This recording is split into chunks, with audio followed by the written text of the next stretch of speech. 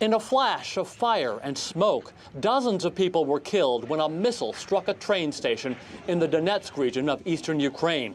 They were lined up, luggage in hand, waiting to escape the fighting. Those who survived the initial blast were hauled away to hospitals.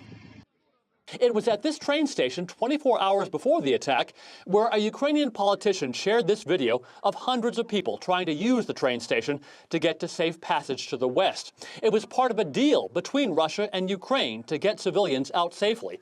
But Russian troops, the politician said, had already damaged the railroad. Russian forces hit the train station in our city of Kramatorsk, an ordinary train station, ordinary people. There were no military personnel there. There were people who were waiting for a train to get to safe territory.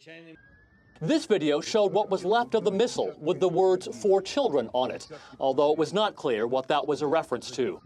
And hours after the attack, Moscow's defense ministry blamed Ukraine for the civilian killings. On April the 8th, the Ukrainian armed forces struck the city of Kramatorsk railway station with a Tuchka-U tactical missile.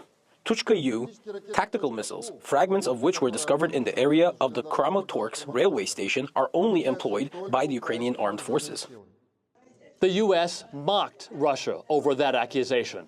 We find unconvincing Russian claims that they weren't involved, particularly when the ministry actually announced it, and then when they saw reports of civilian casualties, decided to unannounce it. In a statement, the Turkish government said this tragic incident has once again demonstrated the importance and urgency of establishing humanitarian corridors in order to ensure the safe evacuation of civilians. On this occasion, we strongly reiterate our call for an immediate ceasefire and an end to this devastating war. And the White House said it was investigating the circumstances behind the attack, but Washington has already called the strike another horrific atrocity carried out by Russia that may qualify as another war crime. Andy Roesgen, TRT World, Washington.